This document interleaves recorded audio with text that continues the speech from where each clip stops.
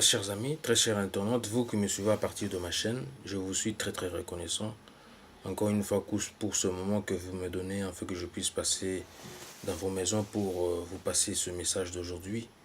Aujourd'hui, tout compte fait, en tout cas dans ma lecture, je n'ai pas vraiment passé mon temps libre, mais j'ai voulu vraiment profiter de cette occasion pour en tout cas revoir encore une fois ce livre merveilleux que nous a légué Thomas Sankara, qui est là. Je crois que vous connaissez ce livre, ce livre-là.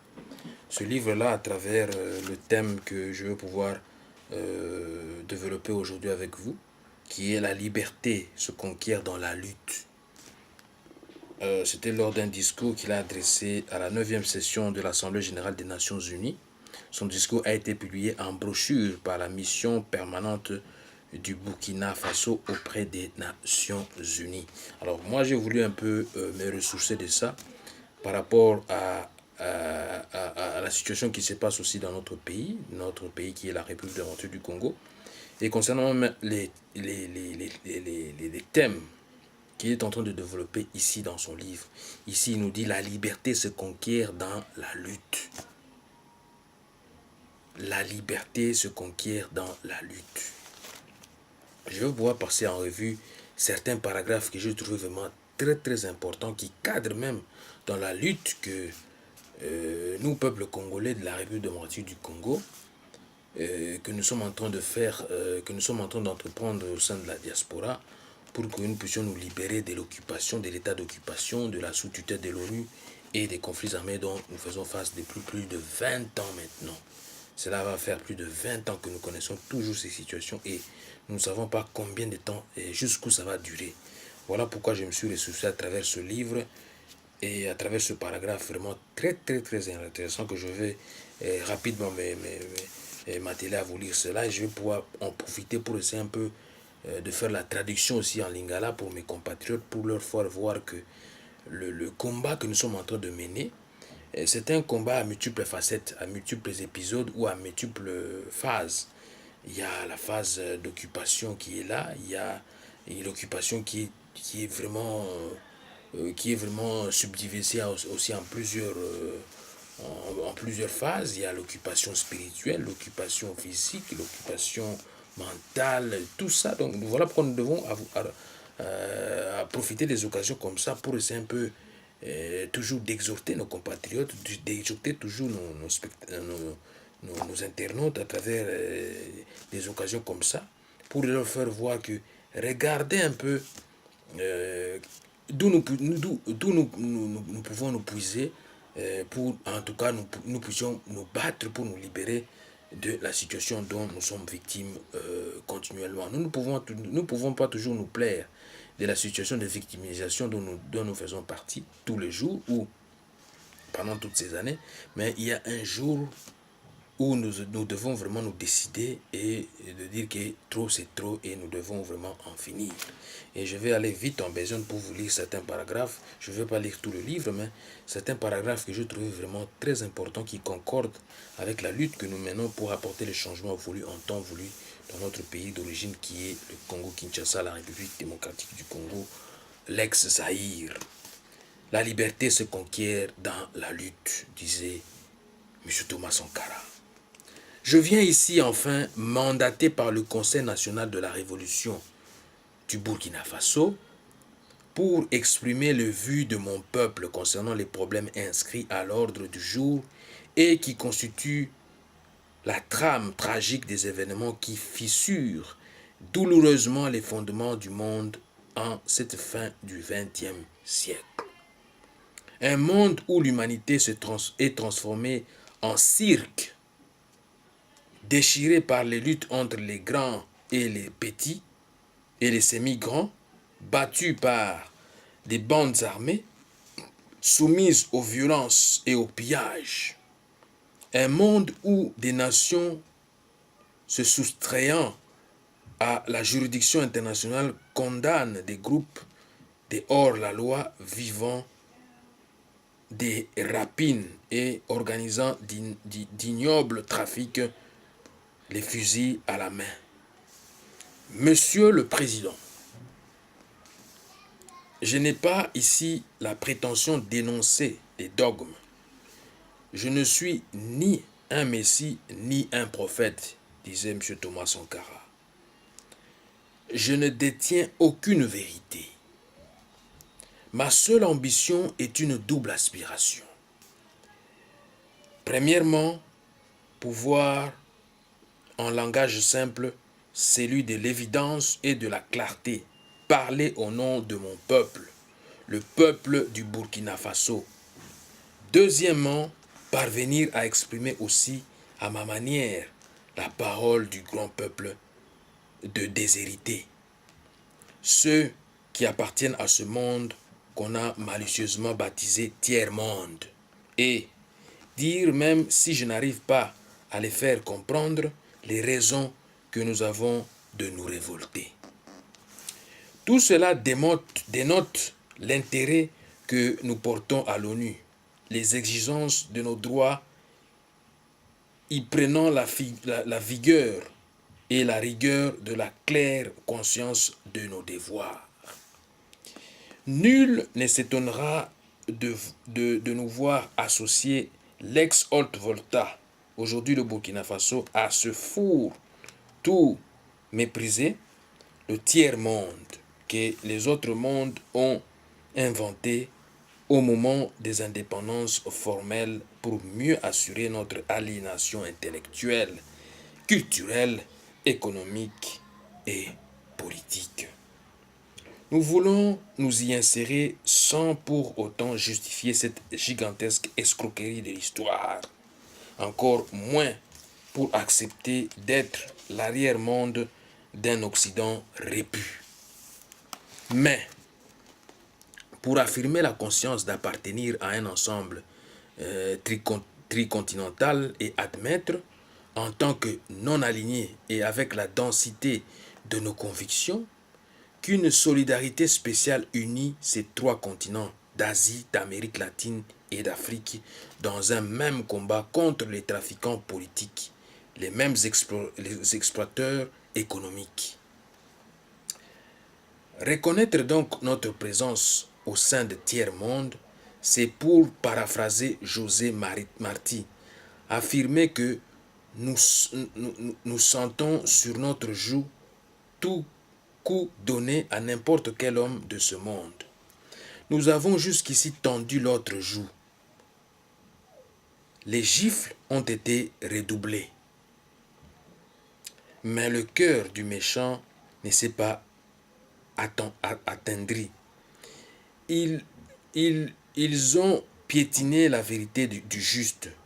Du Christ, ils ont trahi la parole. Ils ont transformé sa croix en massue.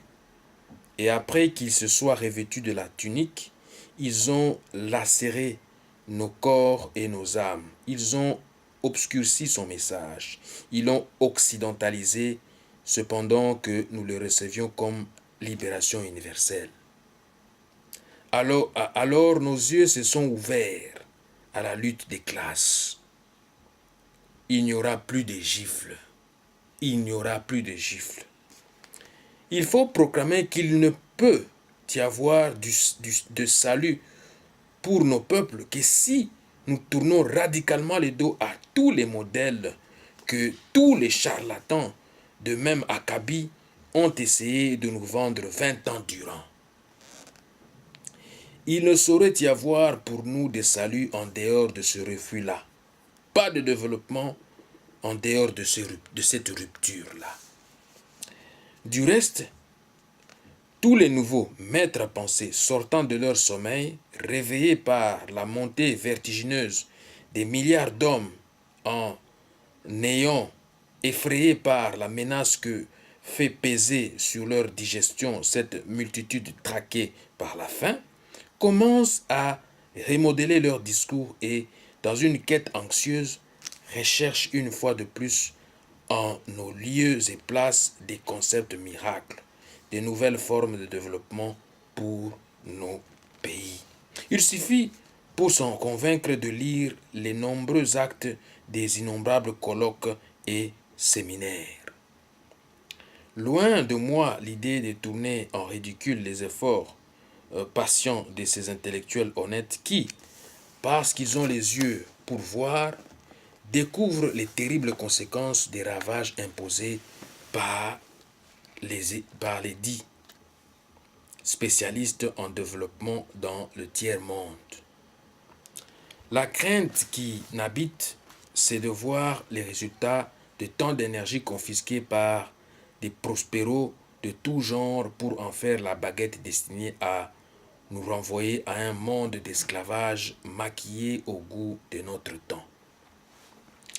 Cette crainte se justifie d'autant plus que la petite bourgeoisie africaine diplômée, sinon celle du tiers-monde, soit par paresse intellectuelle, soit plus simplement parce qu'ayant goûté au monde de vie occidentale, n'est pas prête à renoncer à ses privilèges. De ce fait, elle oublie que toute vraie lutte politique postule un débat théorique rigoureux et elle refuse l'effort de réflexion pour inventer les concepts nouveaux à la hauteur du combat meurtrier qui nous attend. Consommatrice passive et lamentable, elle se régorge des vocables fétichisés par l'Occident comme elle le fait de son whisky et de son champagne dans ses salons à l'harmonie douteuse. On recherchera en vain depuis le concept de négritude ou d'African personality marqué maintenant par les temps des idées vraiment neuves issues des cerveaux de nos grands intellectuels, le vocabulaire et les idées nous viennent d'ailleurs. Nos professeurs, nos ingénieurs et nos économistes se contentent d'y adjoindre des colorants parce que des universités européennes dont ils sont les produits, dont ils sont les produits, dont ils sont les produits, ils n'ont ramené souvent que leur diplôme et le velours des adjectifs ou des superlatifs. Il est nécessaire et urgent, suivez-moi très bien, très chers amis, très chers internautes, il est nécessaire, il est urgent que nos cadres et nos travailleurs de la plume apprennent qu'il n'y a pas d'écriture, innocente. En ce temps de tempête, nous ne pouvons laisser à nos seuls ennemis d'hier et d'aujourd'hui le monopole de la pensée, de l'imagination et de la créativité. Il faut, avant qu'il ne soit trop tard, car il est déjà tard, que ces élites, ces hommes de l'Afrique, du tiers-monde, reviennent à eux-mêmes, c'est-à-dire à leur société, à la misère dont nous avons hérité, pour comprendre non seulement que la bataille pour une pensée au service des masses déshéritées n'est pas vaine, mais qu'ils ne peuvent devenir crédibles sur le plan international qu'en inventant réellement, c'est-à-dire en donnant de leur peuple une image fidèle, une image qui leur permette de réaliser des changements profonds de la situation sociale et politique susceptibles de nous arracher à la domination et à l'exploitation étrangère qui livre nos États à la seule perspective de la faillite. Suivez très très bien ce passage ici, très chers amis. Il faut, il dit il faut, avant qu'il soit trop tard, car il est déjà tard, que ces élites, ces hommes d'Afrique, du tiers-monde, reviennent à eux-mêmes, c'est-à-dire à leur société, à la misère dont nous avons hérité, pour comprendre non seulement que la bataille pour une pensée au service des masses déshéritées n'est pas vaine, mais qu'ils ne peuvent devenir crédibles sur le plan international qu'en inventant réellement. C'est-à-dire en donnant de leur peuple une image fidèle, une image qui leur permette de réaliser des changements profonds de la situation sociale et politique susceptibles de nous arracher de la domination et de l'exploitation étrangère qui livre nos États à la seule perspective de la faillite. C'est très très fort, très chers amis. C'est ce que nous avons perçu, nous, peuple burkinabé, au cours de cette nuit du 4 août 1983, au premier, scintillement des étoiles dans le ciel de notre patrie.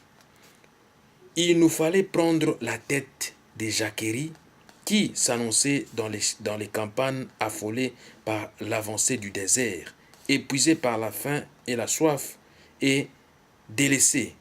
Il nous fallait donner un sens aux révoltes grondantes des masses urbaines désœuvrées, frustrées et fatiguées de voir circuler les limousines des élites aliénées qui se succédaient à la tête de l'État et qui ne leur offraient rien d'autre que les fausses solutions pensées et conçues par les cerveaux des autres.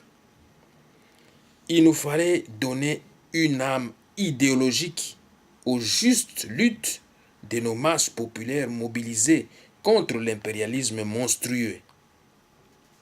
À la révolte passagère, simple feu de paille devait se substituer pour toujours la révolution, lutte éternelle contre toute domination.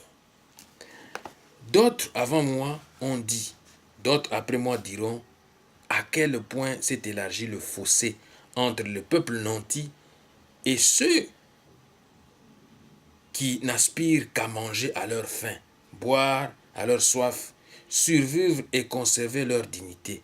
Mais nul n'imagine à quel point le grain du pauvre a nourri chez nous la vache du riche. Suivez un peu ça, très chers amis. D'autres avant moi ont dit, d'autres après moi diront, à quel point s'est élargi le fossé entre les peuples nantis et ceux qui n'aspirent qu'à manger à leur faim, boire à leur soif, survivre et conserver leur dignité. Mais nul n'imaginera à quel point le grain du pauvre a nourri chez nous la vache du riche. Dans le cas de l'ex-Volta, le processus était encore raccourci de toutes les calamités qui ont fondu sur les pays dits en voie de développement.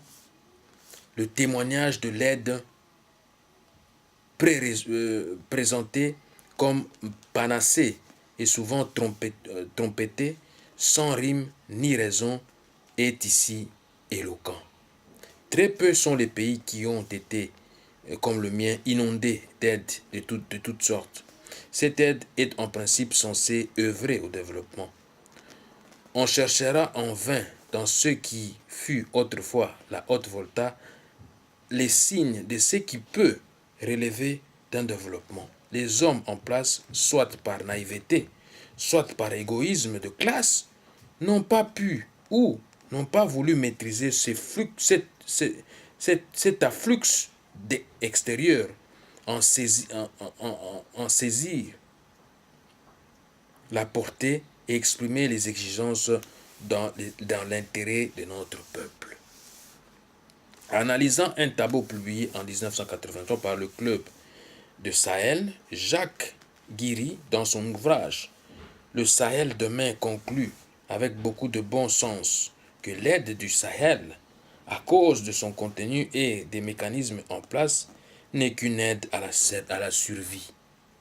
Seul, souligne-t-il, 30% de cette aide permet simplement au Sahel de vivre. Selon Jacques Guiry, cette aide extérieure n'aurait d'autre but que de continuer à développer les secteurs improductifs, imposant des charges intolérables à nos petits budgets, désorganisant nos campagnes, creusant les déficits de notre balance commerciale, accélérant notre endettement. Juste quelques clichés pour représenter l'ex-Volta. 7 millions d'habitants avec plus de 6 millions de paysannes et paysans.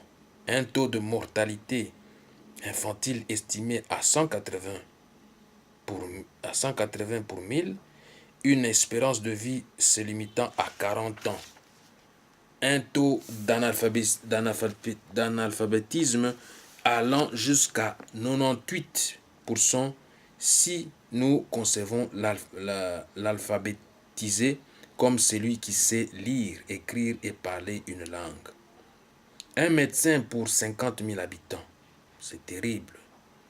Un taux de scolarisation de 16% et enfin un produit intérieur brut par tête d'habitant de 53 356 francs CFA, soit à peine plus de 100 dollars. Le diagnostic, à l'évidence, était sombre. La source du mal était politique. Le traitement ne pouvait qu'être politique aussi. Certes, nous encourageons l'aide qui nous aide à nous passer de l'aide. Mais en général, la politique d'assistance et d'aide n'a abouti qu'à nous désorganiser, à nous asservir et à nous déresponsabiliser dans notre espace économique, politique et culturel. Nous avons choisi de risquer de nouvelles voies pour être plus heureux. Nous avons choisi de mettre en place de nouvelles techniques. Nous avons choisi de rechercher des formes d'organisation mieux adaptées à notre civilisation, rejetant de manière abrupte et définitive toutes sortes de dictats extérieurs pour créer ainsi les conditions d'une dignité à la hauteur de nos ambitions. Refuser l'état de la survie, desserrer les pressions, libérer nos campagnes d'un immobilisme moyenâgeux ou d'une régression. Démocratiser notre société. Ouvrir les esprits sur un univers de responsabilité collective pour oser inventer l'avenir. Briser et reconstruire l'administration à travers une autre image du fonctionnaire. Plonger notre armée dans le peuple par le travail productif et lui rappeler incessamment que sans formation politique patriotique, un militaire n'est qu'un criminel en puissance. Tel est notre programme politique. Au plan de la gestion économique, nous apprenons à vivre simplement, à accepter et à nous imposer l'austérité afin d'être à même de réaliser les grands destins. Déjà, grâce à l'exemple de la Caisse de solidarité nationale alimentée par des contributions volontaires, nous commençons à répondre aux cruelles questions posées par la sécheresse. Nous avons soutenu et appliqué les principes d'Alma Ata en élargissant le champ des soins de santé primaires. Nous avons fait nôtre, comme politique d'État, la stratégie du Gobi FF préconisée par l'UNICEF. Par l'intermédiaire de l'Office du Sahel des Nations Unies, OSNU, nous pensons que les Nations Unies devraient permettre aux pays touchés par la sécheresse la mise sur pied d'un plan à moyen et long terme afin de parvenir à l'autosuffisance alimentaire. Pour préparer le 21e siècle, nous avons par la création d'une tranche spéciale de la tombola, instruisons nos enfants, lancé une campagne immense pour l'éducation et la formation de nos enfants dans une école nouvelle. Nous avons lancé à travers l'action salvatrice des comités de défense de la Révolution un vaste programme de construction de logements sociaux, 500 en 3 mois, de routes, des petites retenues d'eau, etc. Notre ambition économique est d'œuvrer pour que le cerveau et les bras de chaque Burkinabé puissent au moins lui servir à inventer et à créer de quoi s'assurer 2 repas par jour et de l'eau potable. Nous jurons, nous proclamons que désormais au Burkina Faso, plus rien ne se fera sans la participation des Burkinabés. Rien qui n'ait été au préalable décidé par nous, élaboré par nous. Il n'y aura plus d'attentat à notre pudeur et à notre dignité. Fort de cette certitude, nous voudrions que notre parole s'élargisse à tous ceux qui souffrent dans leur chair, tous ceux qui sont bafoués dans leur dignité par une minorité d'hommes ou par un système qui les écrase. Regardez un peu ce que Thomas Sankara disait ici. Ils sont vraiment ensemble avec nous, peuple congolais. Si nous pouvons illustrer ce passage-là, il dit, fort de cette certitude, nous voudrions que notre parole s'élargisse à tous ceux qui souffrent dans leur chair. C'est le peuple congolais qui est en train de souffrir. Tous ceux qui sont bafoués dans leur dignité par une minorité d'hommes. Il y a un groupe d'individus au Congo qui essaie de confisquer le pouvoir, qui essaie de se maintenir au pouvoir, seulement pour le pouvoir, pour leurs intérêts, pour l'intérêt de leur ventre, je ne sais pas pourquoi. Qui sont bafoués dans leur dignité par une minorité d'hommes, un groupuscule d'hommes, ou par un système qui les écrase, comme le kabylisme. Il est en train d'écraser le peuple congolais. Permettez-vous, qui m'écoutez, que je le dise, je ne parle pas seulement au nom de mon peuple, de mon Burkina Faso, tant aimé, mais également au nom de tous ceux qui ont mal quelque part. Le peuple congolais a marre. Ils en ont marre. Ils ont mal et ils en ont marre de ces souffrances qui, en tout cas, qui sont en train de subir actuellement. Il dit très bien, je parle au nom de ces millions d'êtres qui sont dans les ghettos parce qu'ils ont la peau noire ou qui sont des cultures différentes. Suivez-moi très bien. Regardez un peu ce que M. Thomas Sankara disait. Je parle au nom de ces millions d'êtres qui sont dans des ghettos parce qu'ils ont la peau noire ou qui sont des cultures différentes et qui bénéficient d'un statut à peine supérieur à celui d'un animal. C'est grave.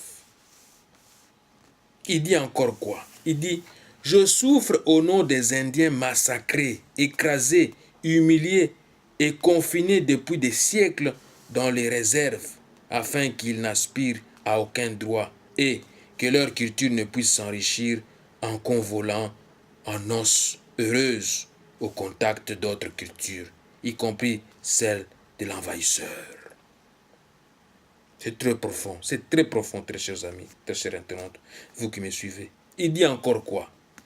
Je m'exclame au nom des chômeurs d'un système structurellement injuste et conjoncturellement désaxé, réduit à ne percevoir de la vie que le reflet de celle des plus nantis.